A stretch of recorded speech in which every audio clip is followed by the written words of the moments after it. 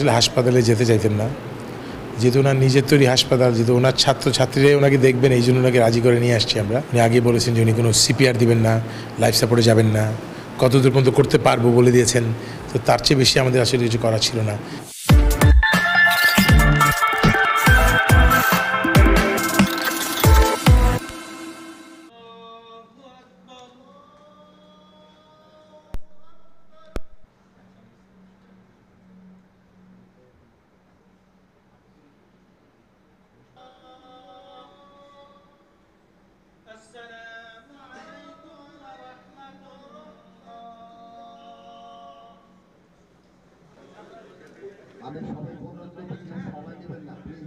উনিশশো 1992 সালে ওনার open heart surgery হয়।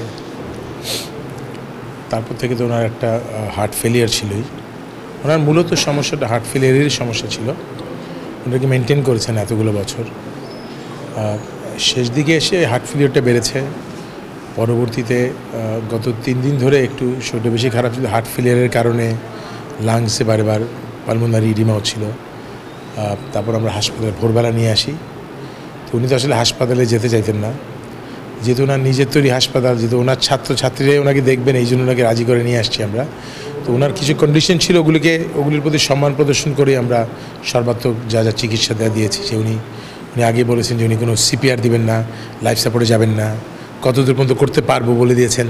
তো তার চেয়ে বেশি আমাদের আসলে কিছু করা ছিল না। তারপর আমরা যেহেতু এখানে ওনার ছাত্রীরা ওনাকে ঘিরে রাখছে, সবাই ছাত্রছাত্রীরা, এই জন্য এখানে উনি একটু হোমলি ফিল করেন। আর এখানে ওই যে ডাক্তারদেরকে দেওয়া ছিল যে অ্যাগ্রেসিভ কোনো ট্রিটমেন্টে যাওয়া যাবে না। সো ওনাকে আমরা শেষ পর্যন্ত ডাক্তার সাহেব অনেকবার আমাদেরকে রিকোয়েস্ট করলো, যেহেতু বিচ্যুতি স্যারের নিজের নির্দেশই ছিলেন যে কোনো রকম লাইফ সাপোর্ট, ইনভেসিভ, ওই আপনার ভেন্টিলেশন, এগুলো কিছুই উনি করতে রাজি হন নাই। সো উনি বলেছেন না, যতদূর পিসফুলি করা যায়। তো আমরা সেভাবেই ওনাকে চেষ্টা করে গিয়েছি। ওনাকে যতটুকু উনি সবার কোলের উপর থেকেই আসলে চলে গিয়েছেন। কে রাজনীতিবিদ হিসেবে কীরকম, ব্যবসায়ী হিসেবে কীরকম, আমলা হিসেবে কীরকম, ওইসব চিন্তা না করি। আপনি যদি মানুষ হিসেবে সত্যিকারের মানুষ হতে পারেন, বাকি সব জায়গায় ভালো হবে।